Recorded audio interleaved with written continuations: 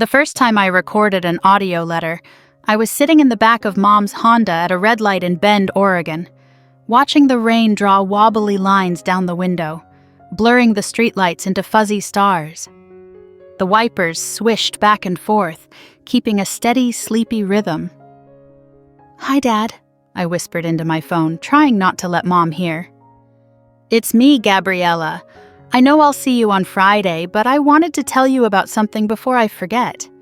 Today in science, we learned about how geese fly in a V shape. Did you know the ones in front work harder so the ones behind can rest? And then they take turns. It reminded me of us. How you and Mom take turns taking care of me. Anyway, I love you. Save me some of your famous scrambled eggs for Saturday morning."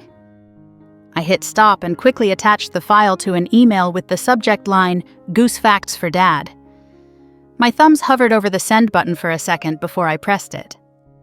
Mom glanced at me in the rearview mirror. "Everything okay back there, Gabi?" "Yeah, just sending Dad my science notes," I said, which wasn't exactly a lie. That was 3 months ago. Now I had 47 audio letters saved in a secret folder on my phone called Bridge Building. 23 for Dad, 24 for Mom. Each one was like dropping a pebble in the space between my two homes, hoping someday there'd be enough to walk across. My name is Gabriella Reeves. I'm 11 years old, and I live in 2 houses. Mom's apartment is downtown, all exposed brick and big windows that look out at the Cascade Mountains.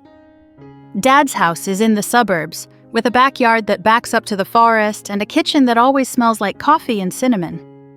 The houses are 17 minutes apart. I've timed it. 17 minutes that might as well be 17,000 miles some days. The divorce happened when I was 8.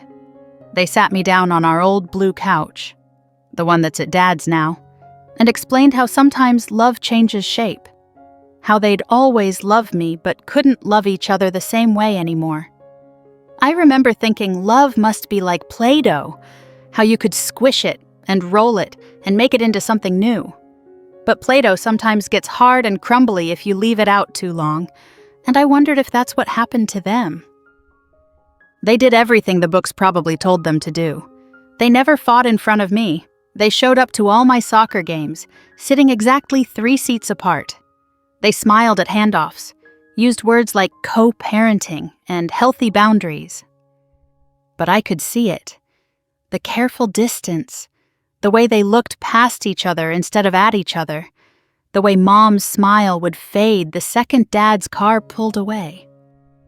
That's when I started noticing the little things they missed about each other, like how Dad still bought Mom's favorite coffee creamer, hazelnut with a touch of vanilla, even though he drinks his coffee black. Or how Mom kept humming Dad's favorite Johnny Cash songs while she cooked, then catching herself and stopping mid-note. Or how they both still set the table for 3 sometimes, then quietly put the extra plate away.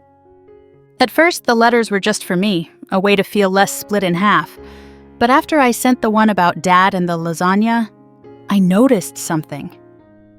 The next day, Mom was humming while she did the dishes, one of Dad's old Johnny Cash songs.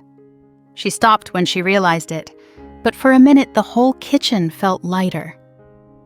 That's when I realized the letters weren't just pebbles I was dropping into a quiet space. They were seeds. And I wasn't just talking. I was building something. "Hi, Mom," I recorded one Tuesday night at Dad's, whispering in my closet with a flashlight. "Dad made lasagna tonight. He said he couldn't remember if the recipe called for ricotta or cottage cheese, so he used both. It was actually really good. He said you would have known the right answer. Oh, and he fixed that squeaky hinge on the door you always complained about. He said he should have done it years ago. Love you. See you tomorrow." I'd learned to be careful, to make it seem natural. Never "Dad says he misses your lasagna" advice, but "Dad said you would have known." Never pushing, just sharing. Like I was a little messenger bird flying between 2 trees, carrying twigs to build something new. The stories got more elaborate as I got better at it. "Hey, Dad, guess what? Mom found your old Columbia University sweatshirt in a box. The one from your college reunion? She wore it to clean the apartment, but then she kept it on all day. She said it was just comfortable, but I saw her smell the collar when she thought I wasn't looking.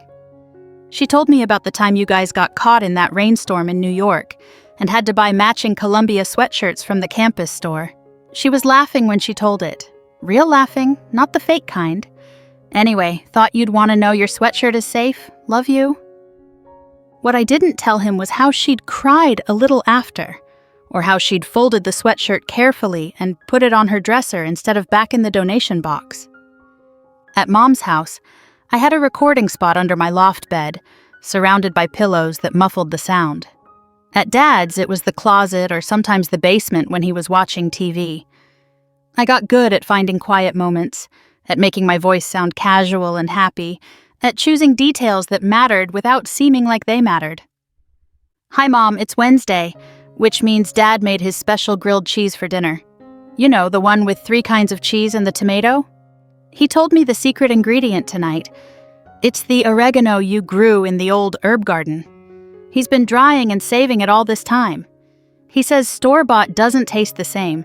He's teaching me the recipe. He says every kid should know how to make at least one perfect thing. Love you tons. The herb garden was at the old house, the one they sold during the divorce.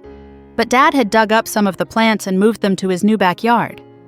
Mom had done the same with the rosemary and basil, like they'd each carried pieces of their old life forward, not quite ready to let everything go. I kept a notebook, too, hidden under my mattress at Mom's and in my desk drawer at Dad's. I wrote down all the little connections, the invisible threads that still tied them together. They both keep my baby picture in their wallets, the one where I'm covered in spaghetti. They use the same laundry detergent, Mountain Fresh scent. They both still can't watch The Princess Bride without crying at the end. Dad keeps Mom's grandmother's cookie recipe on his fridge. Mom still uses Dad's method for folding fitted sheets. They both turn off the radio when their song comes on, REO Speedwagon's Can't Fight This Feeling. But my favorite discovery came on a Thursday in December. I was at Mom's digging through the coat closet for my winter boots when I found a box labeled G's Art. Inside were all my drawings and paintings from kindergarten through 2nd grade. But at the very bottom, wrapped in tissue paper, was something else. It was a letter, Dad's handwriting, dated just 6 months ago. Elena, I know we don't talk beyond logistics anymore, but I wanted you to know that I'm proud of how we're raising our girl. She's becoming amazing, funny, kind, creative, just like her mom.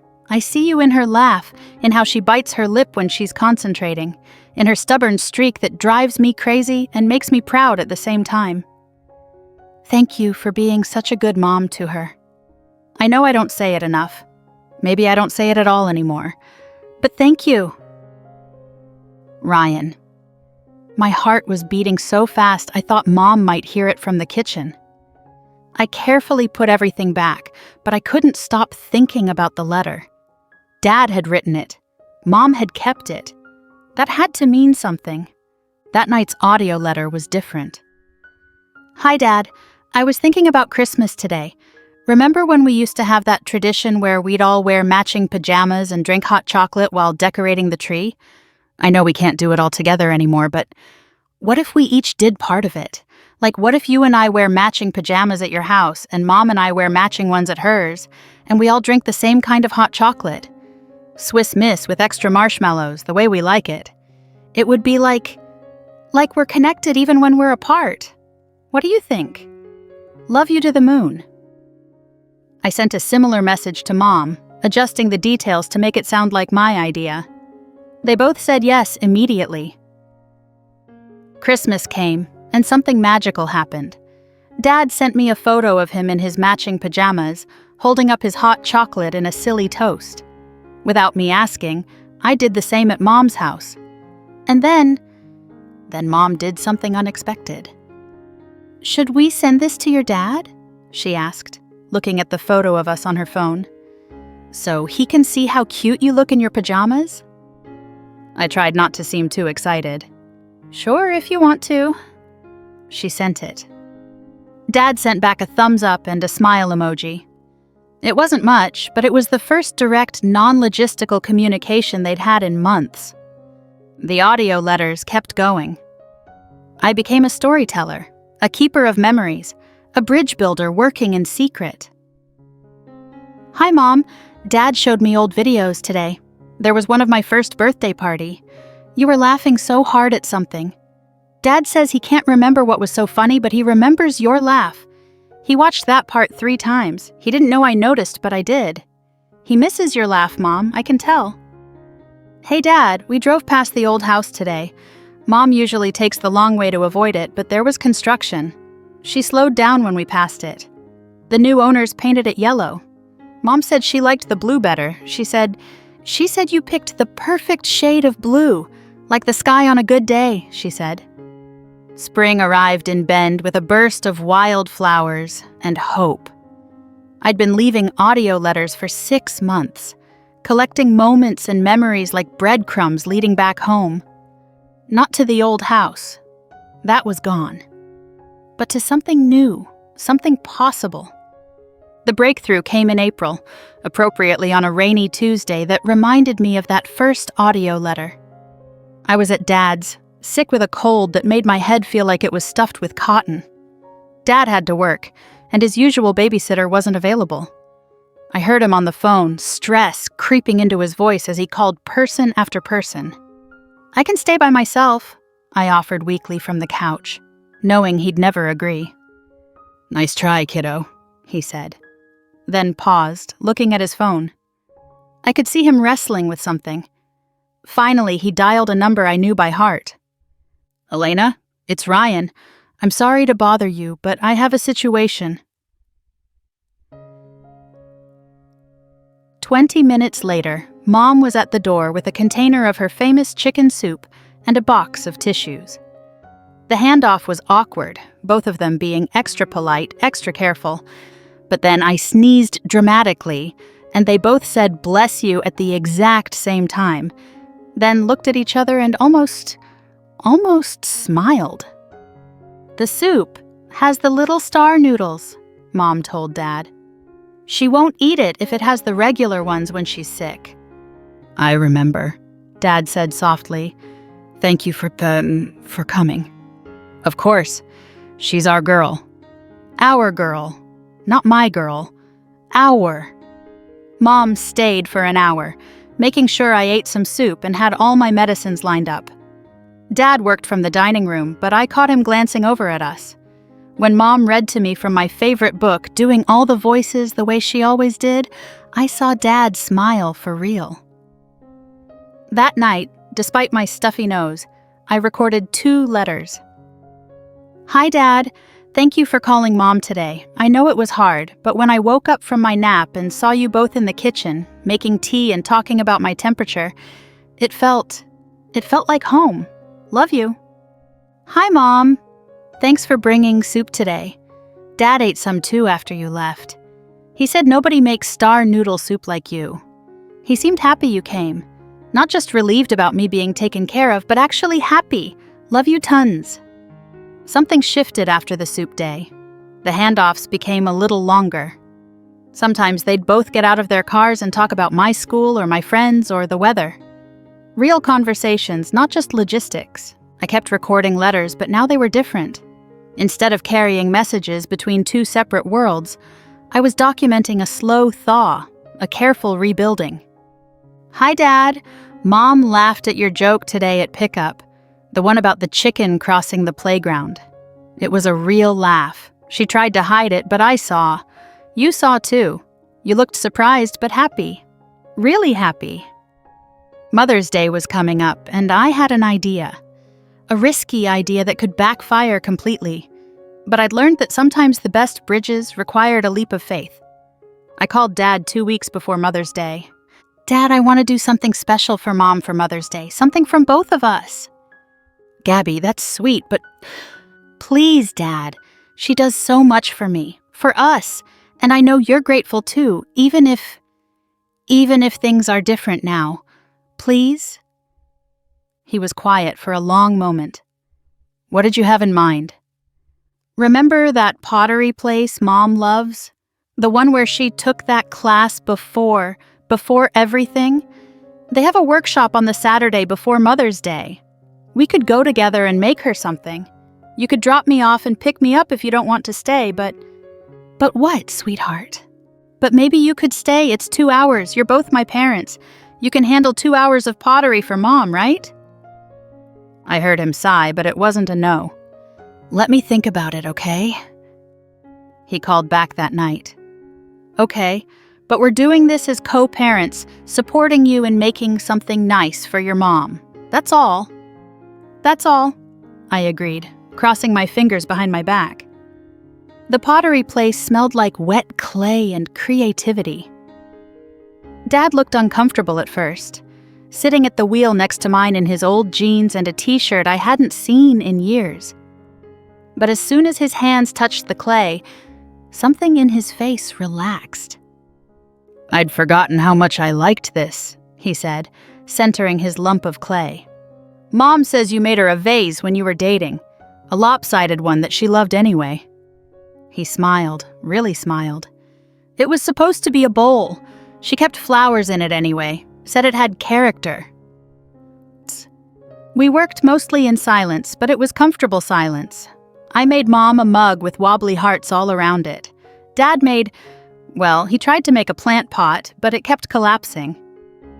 Some things don't change, he laughed, looking at his fourth failed attempt. I'm still terrible at this. Mom would love it anyway, I said without thinking. She says the best gifts have fingerprints in them. Dad's hand stilled on the clay. She's right. She usually is about stuff like that. On his 5th try, Dad made a small dish, perfect for holding rings or earrings. He carved "World's Best Mom" on the bottom in careful letters. When he showed me, I hugged him tight, getting clay all over his shirt. She'll love it, Dad. She'll really love it. Mother's Day came bright and sunny. The plan was for Dad to drop me off at Mom's apartment at 10 a.m. with my gifts. But when we got there, I had another idea. Dad, come up with me, just to give her the dish. It'll mean more coming from both of us. He gripped the steering wheel. Gabi, please, it's Mother's Day. She deserves to know that we both appreciate her. Maybe it was the we that did it. Maybe it was the memory of the pottery class. Maybe it was 6 months of my audio letters working their quiet magic. But Dad turned off the engine. 5 minutes, he said. Mom opened the door in her pajamas, coffee mug in hand.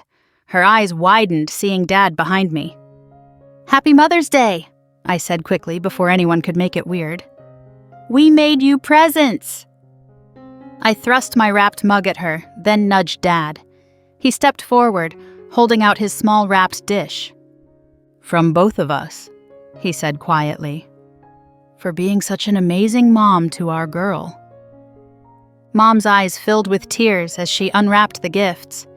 She laughed at my wobbly hearts, tracing them with her finger. But when she saw Dad's dish, she pressed it to her chest. Ryan, you made this? 5th try, he admitted. I'm still no good at pottery, but Gabi said, she said the best gifts have fingerprints in them. I've always thought so, Mom whispered. There was a moment, a perfect moment, where they just looked at each other, really looked. And I saw it. The underneath love, the kind that changes shape but never really goes away. Would you like some coffee? Mom asked, her voice a little quieter than usual. I just made a fresh pot. It's, hazelnut vanilla. She said the flavor like an apology and a confession all at once. Dad glanced at me, a question in his eyes, and I gave him the tiniest nod. He turned back to her. I think I remember how that tastes, he said, a small smile playing on his lips. I'd love a cup, if you're sure. I'm sure, she said, and this time she smiled back. And that's how Mother's Day became the first day of something new. Not a return to what was. That door had closed, but maybe, possibly, the start of what could be. Dad stayed for coffee, Then coffee became brunch, with Dad making his famous scrambled eggs in Mom's kitchen while she played his old Johnny Cash playlist. They talked carefully at first, then more easily, laughing about my terrible soccer season and comparing notes on my math homework struggles. "I've missed this," Mom said suddenly, then looked surprised at herself. "Which part?" Dad asked carefully. The team part. Being Gabi's parents together instead of in shifts." "Yeah," Dad said. "Me too." After that, things changed slowly but steadily. Dad would come in for coffee at drop-offs sometimes. Mom would accept his offer to check her car's oil change. They started texting about more than just schedules, sharing funny things I'd said, asking each other's advice about parenting decisions. I kept recording my audio letters, but now they were celebrations. "Hi, future Gabi," I started saying instead. "This is past Gabi, recording what happened today so we never forget. Today, Mom and Dad sat together at my soccer game, not 3 seats apart, right next to each other. When I scored my first goal ever, they both jumped up and cheered, and Dad grabbed Mom's hand in excitement. They let go quick, but they were both smiling after. Really smiling." June brought the end of school and a surprise. I came home to Mom's apartment to find both my parents in the living room, looking serious but not angry serious. More like important conversation serious. "Sit down, sweetheart," Mom said. "We need to talk to you about something." My stomach dropped. Were they getting back together? Were they moving further apart? Were we leaving Bend? "So," Dad started, "your mom and I have been talking. About you, about us, about how we want to do this whole co-parenting thing better." "You've been amazing through all of this," Mom added. "More amazing than any kid should have to be. And we've realized we've been so focused on staying separate that we forgot we're still a family. A different kind of family, but still a family." "What does that mean?" I asked. Dad pulled out his phone and showed me a listing. "There's a duplex for sale. It's like 2 houses connected by a shared wall. We could each have our own space, but we'd be neighbors," Mom finished. "You could go between houses without going outside. We could have family dinners without it being a big production. We could be the kind of family that works for all of us." "Are you getting back together?" I blurted out. They looked at each other, having one of those parent conversations without words. "No, baby," Mom said gently. "We're not. Some things can't go back to how they were, but that doesn't mean we can't build something new. Something that lets us be better parents and maybe better friends." "We wanted to ask you what you think," Dad said. "This is your life too. Your choice too." I thought about my audio letters, about all the bridges I'd tried to build with words and stories. Now my parents were offering to build a real bridge, one made of walls and doors and daily proximity. "Would we have family dinners?" I asked. "When we want to," Mom said. "Could we all watch movies together sometimes?" "I don't see why not," Dad said. "And maybe sometimes we could all go on trips? Not like a couple trip, but a family trip?" They looked at each other again, and this time both smiled. "We could try," Mom said. "Trying sounds good," Dad agreed. That night I recorded one last audio letter. But this time I didn't hide in my closet or whisper under my blanket. I sat at the kitchen table with both my parents there, drinking tea and looking at duplex listings on Dad's laptop. "Hi, future Gabi. This is past Gabi with a final report. Operation Bridge Building is complete. Turns out when you drop enough pebbles, share enough stories, and believe enough in the underneath love, you can build something new. It might not look like what you started with, but maybe it's exactly what you need." I stopped recording and looked at my parents, still carefully navigating their new friendship, still figuring out what came next. "I love you guys," I said. "Both of you, together and separate and whatever this is." "We love you too, baby," Mom said. "More than all the stars," Dad added, using our old bedtime saying. "More than all the fish in the sea," I continued. More than all the minutes in forever, we finished together. And in that moment, in Mom's apartment that would soon be traded for half a duplex, with Dad showing us pictures of possible homes and Mom making her third pot of coffee, I realized something. Home isn't a place. It's not one house or two. It's not about who lives where or whose weekend it is. Home is the space between heartbeats when your dad laughs at your mom's joke. It's the pause before your mom asks your dad to stay for coffee. It's Sunday dinners and Tuesday homework and all the little moments that add up to a life. Home is anywhere your family is brave enough to try again. We moved into the duplex in August. The first night, as I lay in my new room that had doors to both sides, I heard something that made me smile.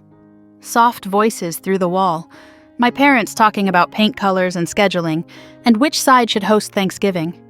It was so different from the secret, whispered recordings I used to make in my closet. Their voices were clear and easy, a low murmur of teamwork that was better than any story I could have told about them. Underneath the words, I heard something else. The sound of a family finding its new shape. I pulled out my phone one more time, not to record an audio letter, but to create a new folder. I labeled it New Foundations and moved all my bridge-building letters inside. Someday, when I'm older, I'll tell them about the letters.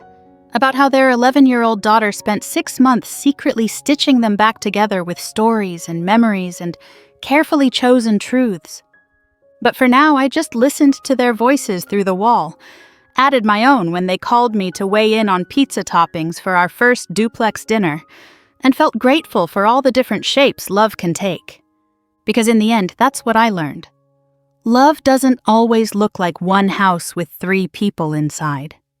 Sometimes it looks like 2 homes connected by a shared wall, 3 hearts connected by shared history, and a family connected by the choice to keep choosing each other over and over in whatever way works. And that's enough. More than enough. It's everything.